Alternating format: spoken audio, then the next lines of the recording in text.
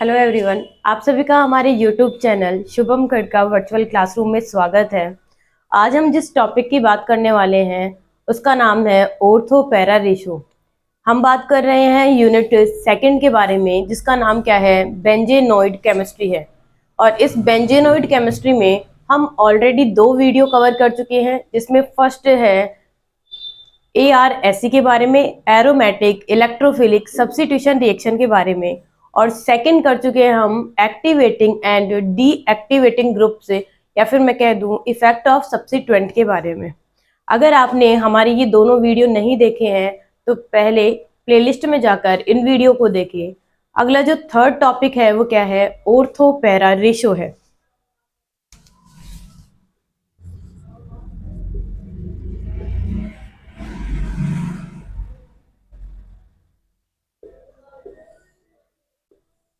Ortho para ratio ये कौन सा पार्ट है? ये फर्स्ट पार्ट है, जिसमें हम क्या पढ़ चुके हैं, पहले ARSE, सेकंड पढ़ चुके हैं किसके बारे में, एक्टिवेटिंग एंड डीएक्टिवेटिंग, और अब थर्ड टॉपिक है ऑर्थो पैरा रेशो। देखिए ऑर्थो पैरा रेशो क्या होता है, तो मैं सबसे पहले एक लेती हूँ mono substituted compound of benzene, यानी बेंजीन का एक मोनो सब्स्टिट्यूटेड कंपाउंड लेंगे। मोनो सब्स्टिट्यूटेड से मतलब है कि बेंजीन रिंग पर क्या होगा, सिर्फ एक ही सब्स्टिट्यूएंट यानी एक ही प्रतिस्थापी जुड़ा होगा।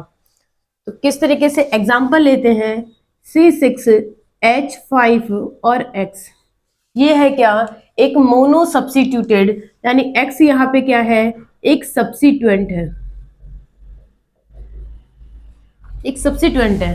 स्ट्रक्चर की बात करें तो ये है बेंजीन रिंग और इस पे लगा हुआ है एक्स ग्रुप। हमने पढ़ लिया है पहले से ही कि जब बेंजीन रिंग पर कोई सब्स्टिट्यूएंट लगा होता है तो वो कौन सा वाला इफेक्ट दिखाता है। अगर वो क्या है, -I दिखा रहा है तो वो क्या करेगा, इलेक्ट्रोफाइल, आने वाला इलेक्ट्रोफाइल मेटा डायरेक्टिंग होगा, यानी मेटा पोजीशन पे अटैक करेगा। और अगर हम बात करें किसके बारे में, +I इफेक्ट के बारे में, तो आने वाला जो इलेक्ट्रोफाइल होगा वो कहाँ अटैक करेगा, ऑर्थो एंड पैरा पोजीशन पर अटैक करेगा। तो देखिए ये है क्या, mono substituted compound of benzene, और यहाँ पे जो X है वो क्या है, एक इलेक्ट्रॉन रिलीजिंग ग्रुप है। यानी ये कौन सा इफेक्ट दिखाएगा, ये प्लस इफेक्ट दिखाएगा। प्लस इफेक्ट का मतलब है +R +H या फिर +I इफेक्ट दिखाएगा। नेक्स्ट बात करते हैं कि जब मैं किसी इनकमिंग इलेक्ट्रोफाइल का इस पर अटैक करवाती हूँ तो मुझे 2 तरीके के प्रोडक्ट मिलेंगे। एक प्रोडक्ट तो मुझे मिलेगा कहाँ पे, ऑर्थो पोजीशन पे, और दूसरा जो मुझे मिलेगा वो मिलेगा क्या, एक्स, और ये इलेक्ट्रोफाइल यानी पैरा पोजीशन पे। लेकिन आप ध्यान से देखेंगे कि ऑर्थो पोजीशन जो होती है बेंजीन रिंग में वो 2 होती है। इसका मतलब है ऑर्थो से बनने वाला, यानी जिस पोजीशन पे क्या कर रहा है, ऑर्थो वाले पे इलेक्ट्रोफाइल क्या है, अटैच है, तो वो क्या होगा, 2 में रेशो में होगा। और ये जो है कौन से वाला, पैरा वाला, वो 1 के रेशो में होगा। इसका मतलब है ortho para ratio, ortho para ratio जो है वो क्या हो जाएगा, 2:1 होगा। ऑर्थो तो क्या है, 2 है, जबकि पैरा वाले क्या है, 1 है। इसका मतलब है ऑर्थो पैरा रेशो से मतलब क्या है, ऑर्थो पैरा रेशो का मतलब है जब भी किसी मोनो सब्स्टिट्यूटेड क्या करेंगे, बेंजीन की रिएक्शन किसी इनकमिंग लिगेंड के साथ करवाएंगे या इनकमिंग इलेक्ट्रोफाइल के साथ करवाएंगे, तो मुझे क्या मिलेंगे, जो ऑर्थो प्रोडक्ट है वो तो 2 मिलेंगे, जबकि पैरा प्रोडक्ट है वो रेशो में 1 मिलेंगे। इसलिए ऑर्थो पैरा रेशो क्या हो चुका है, 2:1 हो चुका है। लेकिन एक्चुअल में ऐसा नहीं होता है, ये रेशो क्या नहीं रहता है, 2:1 नहीं रहेगा। ये जो ऑर्थो पैरा रेशो है जो मैंने बनाया है वो किस पे डिपेंड करता है, वो 3 चीजों पे डिपेंड करता है। सबसे पहले है इफेक्ट ऑफ सब्स्टिट्यूएंट, या फिर हम कह सकते हैं क्या, नेचर ऑफ सब्स्टिट्यूएंट। सेकंड बात करते हैं किस पे डिपेंड करता है ये, इफेक्ट ऑफ टेम्परेचर पे डिपेंड करेगा, टेम्परेचर। और थर्ड जो होगा वो कौन सा होगा, effect of solvent, effect of solvent पे डिपेंड करेगा। एक और है फोर्थ पे, और वो है स्टेरिक हिंड्रेंस, स्टेरिक हिंड्रेंस। देखिए जो ऑर्थो और पैरा अनुपात है वो 4 फैक्टर्स पे डिपेंड करेगा। सबसे पहले है कि जो सब्स्टिट्यूएंट मैंने लगाया है उसकी नेचर कैसी है। अगर उसकी कैसी होगी, इलेक्ट्रॉन रिलीजिंग नेचर होगी, तो ऑर्थो पैरा रेशियो क्या हो जाएगा, इंक्रीज हो जाएगा।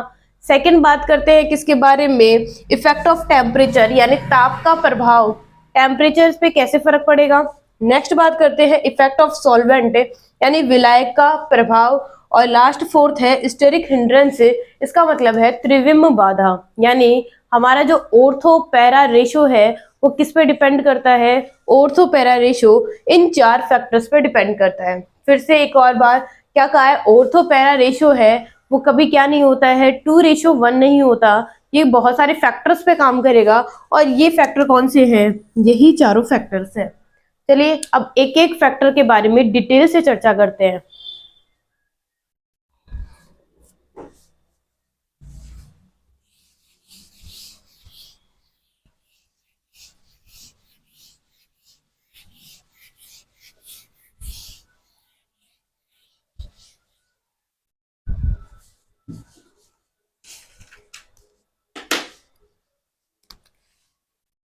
फर्स्ट है नेचर ऑफ सब्स्टिट्यूएंट, प्रतिस्थापी की प्रकृति, प्रतिस्थापी की प्रकृति। देखिए मैंने यहाँ पे ली है क्या, ये बेंजीन रिंग, और इस बेंजीन रिंग पर क्या लगे हुए हैं, कोई सब्स्टिट्यूएंट लगा हुआ है।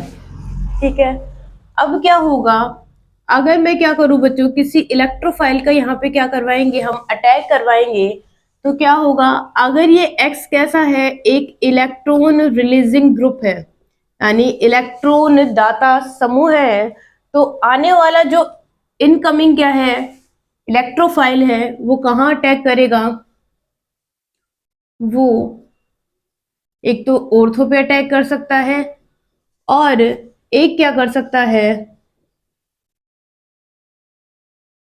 पैरा पे अटैक कर सकता है।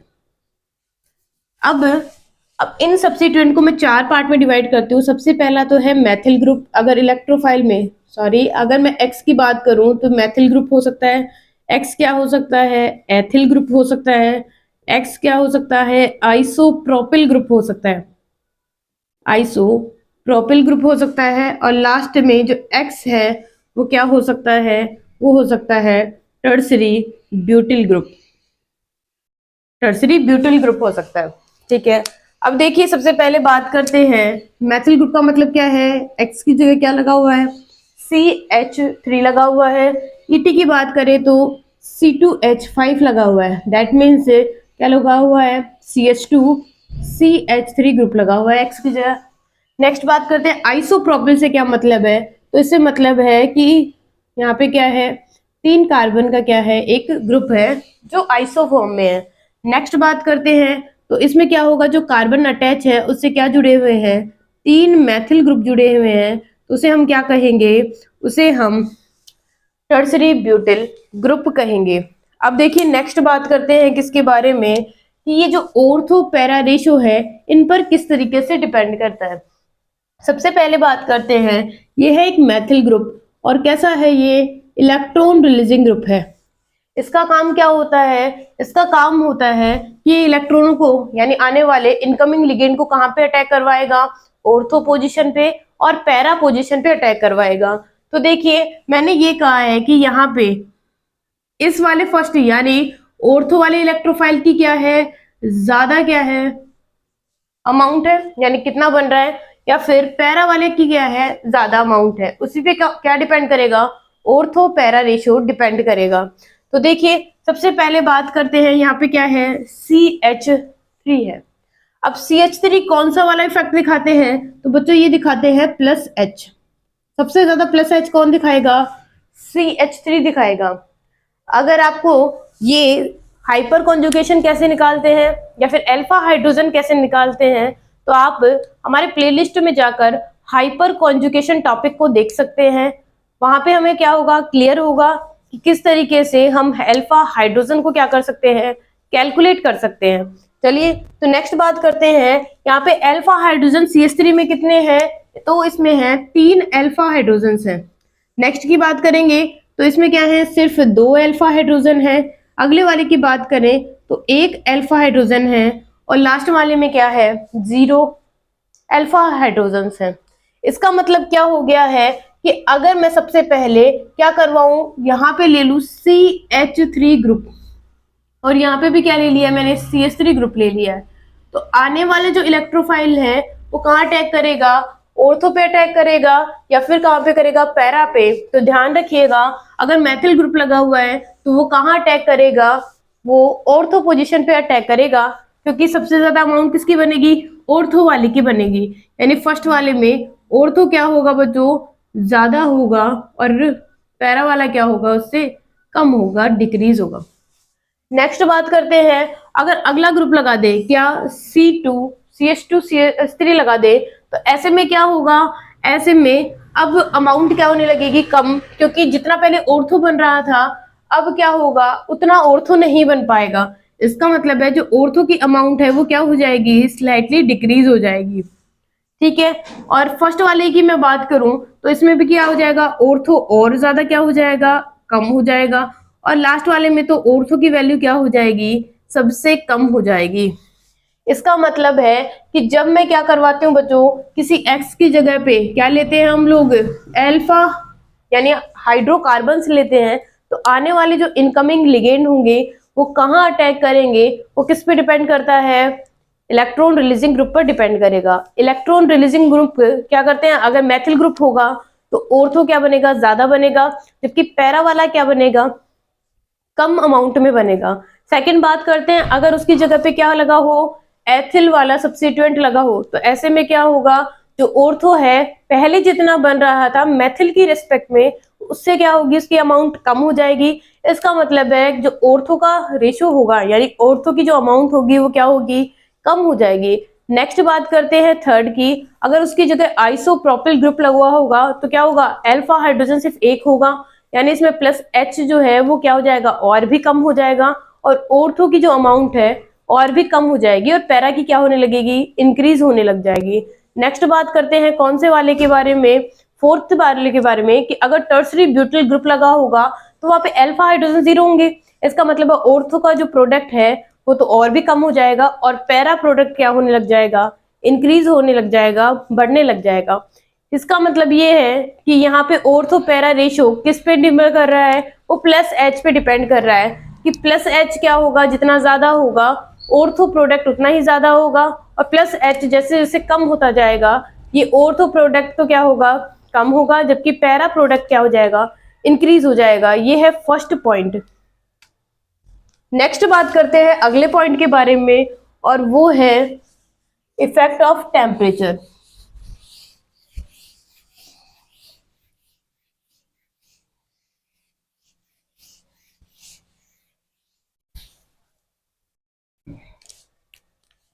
सेकंड,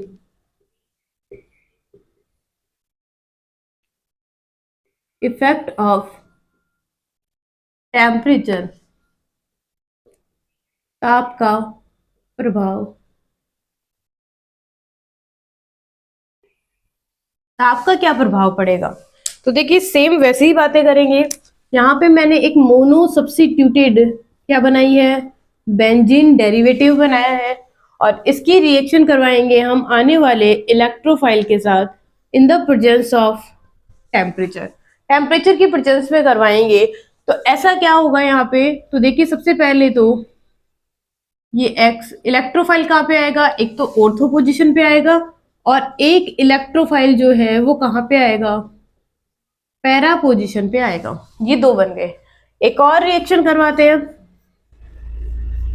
तो इस बेंजीन की रिएक्शन फिर से हम किससे करवाएंगे, इलेक्ट्रोफाइल से करवाएंगे, लेकिन इस बार किसकी प्रेजेंस नहीं लेंगे, टेम्परेचर की प्रेजेंस नहीं लेंगे।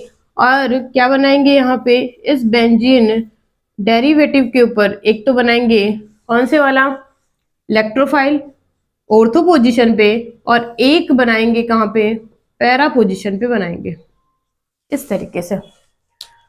चलिए, तो टेम्परेचर का क्या इफेक्ट पड़ेगा, तो देखिए अगर मैं टेम्परेचर की प्रेजेंस में क्या करवाती हूँ, इलेक्ट्रोफाइल का अटैक करवाती हूँ, तो क्या होगा, रेट ऑफ रिएक्शन क्या हो जाएगी, इंक्रीज हो जाएगी, बढ़ जाएगी। कौन से वाली, ARSE। अगर ARSE बढ़ गई है तो क्या होगा, जो अमाउंट है किसका, ऑर्थो वाले का, और पैरा वाले का जो अमाउंट है वो इंक्रीज हो जाएगा, बढ़ जाएगा। इसका मतलब है ऑर्थो पैरा रेशो क्या हो जाएगा, इंक्रीज यानी बढ़ जाएगा। ऑर्थो पैरा रेशो क्या हो जाएगा, इंक्रीज हो जाएगा। लेकिन अगर मैं किसकी प्रेजेंस में, टेम्परेचर की एब्सेंस में, यानी एब्सेंस ऑफ टेम्परेचर में ये रिएक्शन करवाऊं, तो ऐसे में क्या होगा, नॉर्मल रिएक्शन होगी, रेट ऑफ रिएक्शन पे कोई असर नहीं पड़ेगा, कोई इफेक्ट नहीं पड़ेगा। तो ऐसे में क्या हो जाएगा, अगर मैं इस फर्स्ट वाली को K1 कह दूं in the presence of temperature, और दूसरे वाली रेट को मैं K2 कह दूं, तो क्या होगा बच्चों कि जो K1 है वो क्या हो जाएगी, ज्यादा हो जाएगी K2 से। इसीलिए जो ऑर्थो पैरा रेशो है, ऑर्थो पैरा रेशो किसके लिए, फर्स्ट वाले के लिए क्या होगा, ज्यादा होगा, जबकि ऑर्थो पैरा रेशो सेकंड वाले के लिए क्या होगा, कम होगा। ये किसकी बात हो चुकी है, इफेक्ट ऑफ टेम्परेचर की बात हो चुकी है। अब अगले टॉपिक के बारे में बात करते हैं, जिसका नाम है इफेक्ट ऑफ सॉल्वेंट, यानी विलायक की प्रभाव, विलायक का प्रभाव देखते हैं।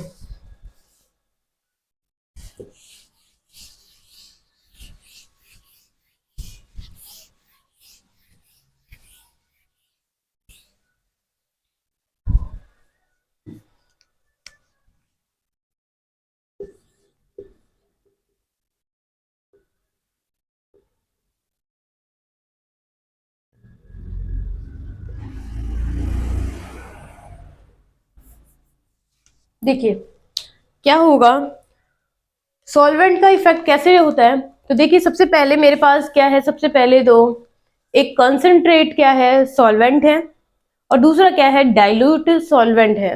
अगर मैं ARSE की ये रिएक्शन किसकी प्रेजेंस में करवाऊं, किसी सॉल्वेंट की प्रेजेंस में करवाऊं, और वो सॉल्वेंट कैसा है, कंसंट्रेट सॉल्वेंट है, तो ऐसे में क्या होगा, जो रिएक्शन होगी वो क्या हो जाएगी, स्लो हो जाएगी। किसकी प्रेजेंस में, किसी कंसंट्रेट सॉल्वेंट की प्रेजेंस में। लेकिन अगर मैं कैसा सॉल्वेंट लूं, कोई डाइल्यूट सॉल्वेंट लूं, तो ऐसे में क्या होगा, जो रेट ऑफ ARSE है वो क्या हो जाएगी, इंक्रीज हो जाएगी, बढ़ जाएगी। इसका मतलब है अगर सॉल्वेंट की फॉर्म में किसको लेते हैं, मोस्टली वाटर को लेते हैं। तो अगर सॉल्वेंट की अमाउंट जितनी ज्यादा होगी, ARSE की जो रेट है वो उतनी क्या होगी, ज्यादा होगी। तो देखिए सबसे पहले बात करते हैं, ये है मोनो सब्स्टिट्यूटेड बेंजीन रिंग, और इस पे करवाना है इलेक्ट्रोफाइल का अटैक। लेकिन मैंने यहाँ पे क्या लिया है बच्चों, large amount of water, large amount of water. अगर वाटर की अमाउंट क्या होगी, ज्यादा होगी, इसका मतलब क्या हो गया, यहाँ पे डाइल्यूशन ज्यादा होगा, और अगर डाइल्यूशन ज्यादा है तो ARSE क्या हो जाएगी, इंक्रीज हो जाएगी। इसका मतलब ये है कि इससे बनने वाला जो ऑर्थो और पैरा प्रोडक्ट होगा उसका रेशो जो है वो क्या हो जाएगा, इंक्रीज हो जाएगा, बढ़ जाएगा, यानी ऑर्थो पैरा रेशो इंक्रीजेस, बढ़ेगा। नेक्स्ट बात करते हैं, अगर इस मोनो सब्स्टिट्यूटेड बेंजीन रिंग की रिएक्शन हम इलेक्ट्रोफाइल से करवाते हैं, लेकिन अब की बार क्या ले लेते हैं बच्चों, स्मॉल अमाउंट या लिटिल अमाउंट ले लेते हैं, किसकी, वाटर की। तो ऐसे में क्या होगा, ARSE है वो क्या हो जाएगी, डिक्रीज हो जाएगी, कम हो जाएगी, और ऐसे में जो प्रोडक्ट बनेंगे कौन से वाले, ऑर्थो और पैरा वाले, इनका रेशो भी क्या हो जाएगा, डिक्रीज होगा, कम होगा। ऑर्थो पैरा रेशियो क्या हो जाएगा, डिक्रीज होगा। नेक्स्ट बात करते हैं अगले पॉइंट के बारे में, और उसका नाम क्या है, स्टेरिक हिंड्रेंस है। अगर आप लोगों में से किसी ने भी अभी तक हमारी वीडियो को लाइक नहीं किया है तो हमारी वीडियो को लाइक कीजिए। हम लोग आप लोगों के लिए काफी मेहनत कर रहे हैं, तो आपको क्या करना है, ज्यादा से ज्यादा वीडियो को क्या करना है, शेयर करना है, ताकि वो स्टूडेंट्स जो क्या कर रहे हैं, एग्जाम की प्रिपरेशन कर रहे हैं, वो कम टाइम में क्या कर सके, ज्यादा से ज्यादा कंटेंट पढ़ सके। उसके लिए हम क्या हैं, प्रयासरत हैं। तो आप क्या कीजिए, वीडियो को शेयर कीजिए। चलिए नेक्स्ट पॉइंट की बात करते हैं, और उसका नाम क्या है, स्टेरिक हिंड्रेंस है।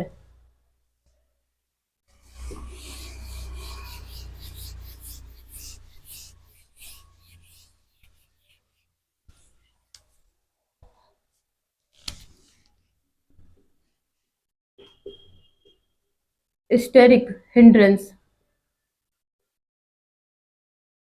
और इसे कहेंगे त्रिविम बाधा।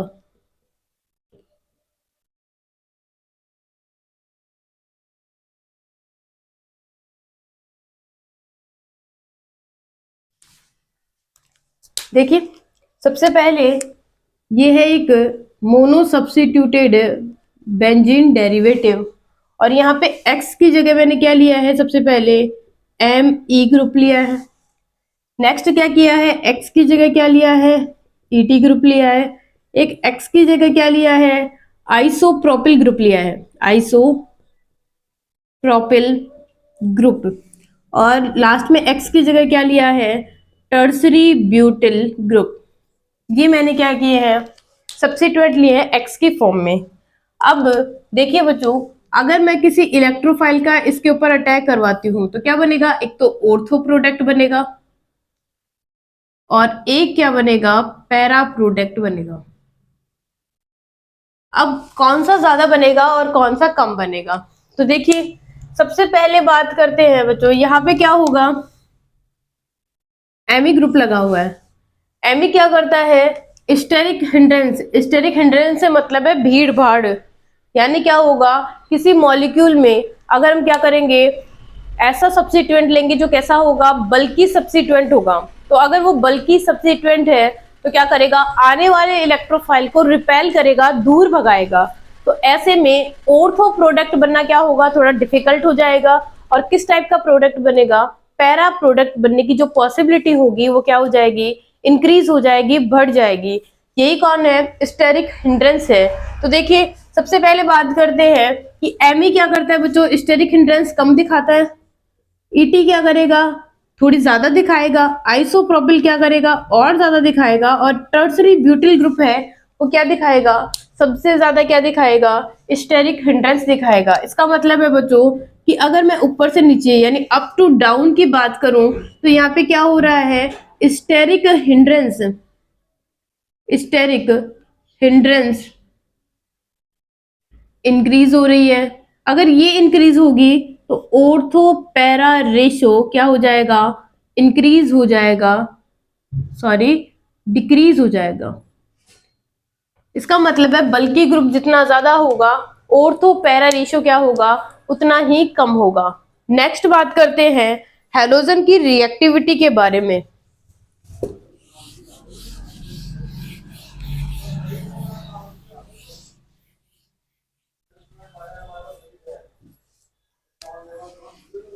देखिए क्या होगी इसकी रिएक्टिविटी, ये बेंजीन रिंग है और यहाँ पे लगा हुआ है X।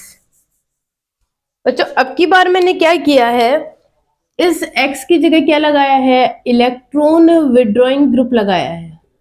कैसा ग्रुप लगाया है, इलेक्ट्रॉन विड्रॉइंग ग्रुप लगाया है। और वो कौन होंगे, हैलोजेंस होंगे। यानी X की जगह मैंने क्या लिया है, एक तो लिया है फ्लोरीन, फिर लिया है क्लोरीन, नेक्स्ट है ब्रोमीन, और लास्ट में कौन है, आयोडीन है। तो ये क्या किया है मैंने, हैलोजेंस लिए। अब ये हैलोजेंस क्या करते हैं, देखिए ऊपर से नीचे जाने पर यानी अप टू डाउन जाने पर क्या होगा, इनका जो साइज है वो इंक्रीज होगा, साइज बढ़ेगा। ठीक है, साइज बढ़ेगा तो क्या होगा, इनका माइनस आई इफेक्ट क्या होगा, डिक्रीज होगा, कम होगा। अगर आपको ये वाला पॉइंट नहीं समझ में आया है तो आप हमारी प्लेलिस्ट में एक बार जाकर इंडक्टिव इफेक्ट को देख लीजिए, वहां पे आपको क्लियरिटी होगी कि साइज है वो किस तरीके से इंडक्टिव इफेक्ट पर क्या करती है, डिपेंड करती है। चलिए अब देखिए क्या हो रहा है, अप टू डाउन जाने पर साइज इंक्रीज हो रहा है तो माइनस आई इफेक्ट क्या होगा, डिक्रीज होगा, कम होगा। ठीक है, अगर ये डिक्रीज हो रहा है बच्चों तो क्या होगा, ये जो हेलोजेंस हैं वो क्या करते हैं, कौन सी रिएक्शन दिखाते हैं, तो हमें पता है कि हेलोजेंस होते हैं वो डीएक्टिवेटिंग ग्रुप होते हैं। कैसे होते हैं, डीएक्टिवेटिंग ग्रुप होते हैं, बट वो कैसे होते हैं बच्चों, ऑर्थो पैरा डायरेक्टिंग होते हैं। यानी आने वाला जो इलेक्ट्रोफाइल है उसमें कहाँ पे अटैक करेगा, वो करेगा ऑर्थो पैरा डायरेक्टिंग होगा, यानी ऑर्थो पैरा साइड पे अटैक करेगा। तो क्या हो रहा है, हेलोजेंस की ऊपर से नीचे जाने पर साइज इंक्रीज हो रही है तो क्या होगा, माइनस आई इफेक्ट क्या हो जाएगा, डिक्रीज हो जाएगा। माइनस आई जितना कम होगा, ऑर्थो पैरा रेशो है वो क्या होगा, उतना ही ज्यादा होगा, इंक्रीज होगा। क्यों इंक्रीज होगा, तो देखिए अगर मैं बात करूं इस ग्रुप की, यहां पे अगर क्या लगा देंगे हम, फ्लोरीन ग्रुप लगा रहे हैं, तो आने वाले जो इलेक्ट्रोफाइल है कहाँ अटैक करेगा, क्या तो ऑर्थो पोजीशन पे या फिर कहाँ अटैक करेगा, पैरा पोजीशन पे अटैक करेगा। तो कैसे प्रोडक्ट मिल जाएंगे हमें, कुछ इस तरीके से।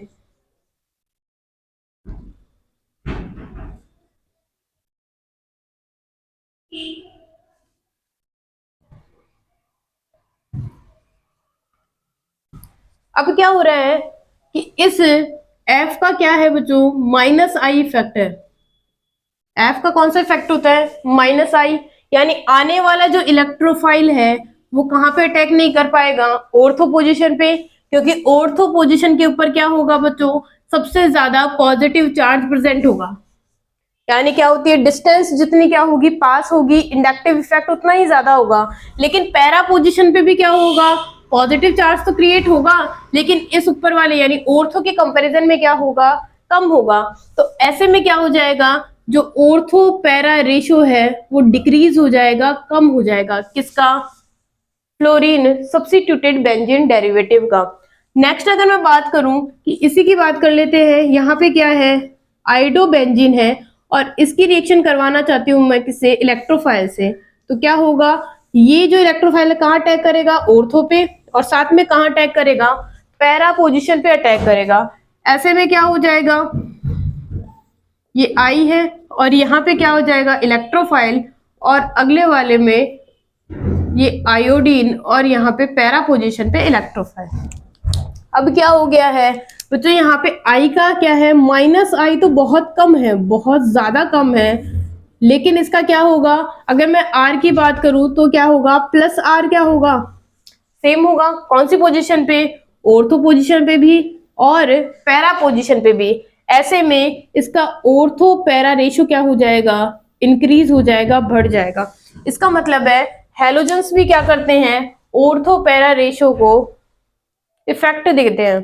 चलिए इसी के साथ ये टॉपिक खत्म होता है। हमने पढ़ा है आज किसके बारे में, ऑर्थो पैरा रेशो के बारे में, उनके फैक्टर अफेक्टिंग के बारे में। उम्मीद है आपको ये वीडियो पसंद आया होगा, तो हमारे चैनल को ज्यादा से ज्यादा सब्सक्राइब कीजिए और वीडियो को ज्यादा से ज्यादा क्या कीजिए, शेयर कीजिए। धन्यवाद।